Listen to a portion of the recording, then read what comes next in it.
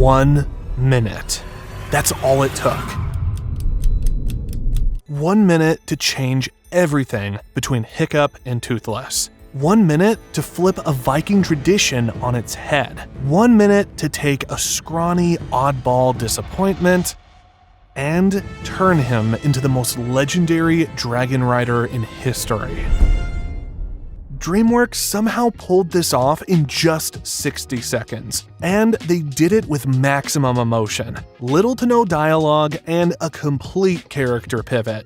I mean, just look at this guy. 5 minutes ago, he couldn't even lift a knife properly, and now he's the first Viking ever to ride a dragon. Seriously, what? So how did this happen? How did Hiccup go from village klutz to guy rewriting Viking history? And how did DreamWorks make us buy it in just 1 minute? Oh, wow. I did it. Yeah, you did, Hiccup, and now you've got to deal with it. So let's set the stage. Hiccup is the scrawniest Viking in Berk, a village where muscle equals respect, and well, he has neither. His dad, Stoic, is basically the Viking Superman, if Superman had a beard and a battle axe. And Hiccup, more like Viking Clark Kent before the powers. The guy just wants to belong. It's not so much what you look like, it's what's inside that he can't stand. Wow, thanks for the confidence boost, Gobber. Anyway, Hiccup dreams of proving himself by slaying a dragon, and one night, he actually does the impossible. He takes down a Night Fury, one of the deadliest dragons in existence. Now, here's where everything shifts. Hiccup tracks Toothless into the woods, knife in hand, ready to finish what he started. This is it, his big Viking moment. The thing that will finally earn him a pat on the back from Stoic. But just as he's about to strike, something happens. Something he definitely never saw coming. His hands won't move. His grip on the knife falters. But why? The harsh ideals of Viking culture dictate that dragons are monsters to be killed on sight. There are even entire manuals about how dragons can attack. But Hiccup, he isn't just any Viking. He's a Hiccup, a glitch in the Matrix, a Viking-sized error message. And that is why he finds himself in the truly oddball position of changing the status quo. Because when he sees those ginormous, terrified eyes staring back at him, he realizes Toothless isn't a mindless beast. He's just scared. At this moment, Hiccup steps into his own moral compass instead of the beliefs that have been passed down to him, and suddenly, killing him doesn't feel like victory. Even though this is everything that he has ever wanted, doing it feels like cruelty. And just like that, Hiccup makes a choice that sets him apart from every other Viking. He lets Toothless go. But Hiccup's growth aside, what about Toothless's reaction? Let's recap that for a second. He doesn't run. Instead, he lunges at Hiccup, infuriated, roaring and pinning him down. This is a creature who's just been shot out of the sky, tied up, and trapped. And now he's facing the person who put him in that position in the first place. At this moment, Hiccup is completely at Toothless's mercy. He doesn't have a weapon, no backup, and no way out. But Toothless just stares. No growls, no fiery dragon breath. Just a stare that says, I could totally end you right now, but I'm gonna give you a moment to think about it. Honestly, I think Toothless is kind of like, do I really need to do this? I mean, I've been shot by this guy. Do I want to kill him? And I mean, he's kinda cute in a helpless way. And it was at this point that we understood that Toothless too was grappling with the complex emotions. Was he scared, distrustful, curious, or perhaps all of these things? But here's the thing, Toothless doesn't know what to do either. He's caught between instincts and curiosity. He's torn between fear and restraint. And in that hesitation, we see something incredible happen. For the first time, neither of them is acting on what they've been taught. They're just two scared creatures, staring at each other, trying to figure things out. This right here, it's the ultimate "we cool" moment. Because for the first time, man and dragon are not enemies.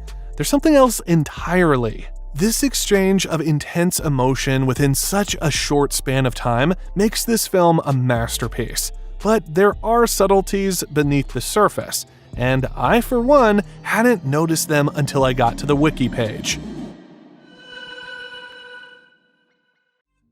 In a brilliant directorial choice, emotional scenes are devoid of music. According to Dean Dubois, removing the score allowed the audience to take in a little bit of the room's ambiance. Throughout the film, this technique has been applied on multiple occasions to accentuate the emotional depth of what was being delivered. Dubois masterfully wove music into subtle sound effects and silence. This helped create a tapestry of emotions that resonated deeply with all of us. But nowhere is this better done than in the scene where Hiccup sets Toothless free. Composer John Powell's evocative score plays a pivotal role in conveying the film's emotional depth. And the track Forbidden Friendship underscores the initial bond between Hiccup and Toothless. It uses a delicate melody to highlight their tentative steps toward trust. As the scene progresses, the music swells. It mirrors the characters' growing connection. The auditory journey enhanced the visual narrative and allowed us, the audience, to viscerally feel their evolving relationship. It made the moment more intimate and impactful. But that wasn't the only thing. Besides music, another powerful tool was at play. Can you guess what it is? Without dialogue, the scene relies heavily on body language. Toothless's initial aggression, pinning Hiccup down, quickly shifts to curiosity. He doesn't attack, instead, he observes. Hiccup, on the other hand, lowers his weapon and extends a hand, signaling peace. While the latter happens in another scene, we can witness exchanges from facial expressions. Confusion, understanding, curiosity, fear. It's all in the eyes and the face. Here, the mutual hesitation broke centuries of hostility between Vikings and dragons. It was a dance of trust, beautifully animated to convey complex emotions without a single word. This choice exemplifies how sometimes less is more in filmmaking. But how did 1 minute leave such a profound impact on the franchise? And why is it so important to uncover every bit of it? This is why How to Train Your Dragon is a masterpiece. In just 60 seconds, it flips the whole Viking dragon war on its head. Hiccup sees dragons differently, Toothless starts to question humans, and we witness the birth of one of the greatest friendships in animation history.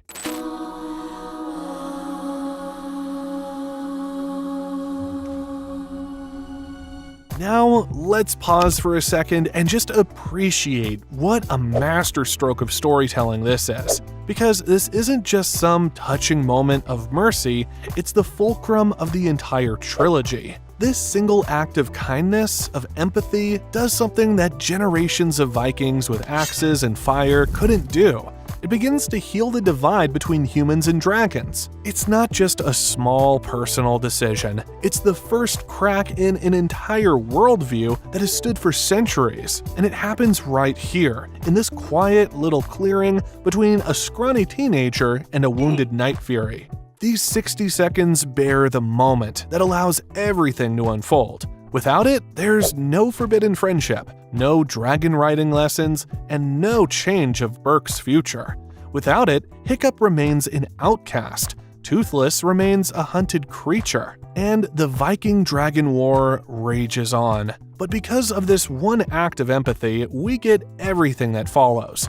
We get the unbreakable bond between Hiccup and Toothless. We get the shifting tide of Viking tradition.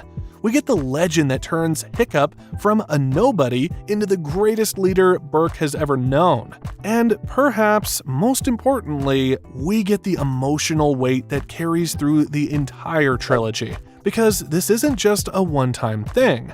The way this scene is crafted lays the foundation for every single moment of trust, betrayal, heartbreak, and triumph that follows. The final moments of How to Train Your Dragon: The Hidden World, when Hiccup makes the impossible choice to let Toothless go again. It's all echoing back to this moment, to this clearing, to this knife, to the boy who couldn't bring himself to kill, and in doing so, changed the world. See, the brilliance of this scene isn't just in what it does for this movie, it's how it foreshadows everything that's coming. It tells us exactly who Hiccup is going to be. Not a conqueror, not a warrior, but a bridge. A leader who doesn't just defeat his enemies, he turns them into allies. It's the moment that tells us that this isn't a story about war. It's a story about transformation, about rewriting the rules of the world. And that is why this moment isn't just powerful, it's legendary. This moment, it's everything. Alright, that's it for today's breakdown. If this scene hit you right in the feels like it did for me, drop a comment below with your thoughts. And don't forget to like, subscribe, and hit that bell icon so you never miss a deep dive into animated greatness. May your work always soar through the skies, and may your pets always be friendly. Now, if you'll excuse me, I need to go rewatch this scene for the 100th time. Bye!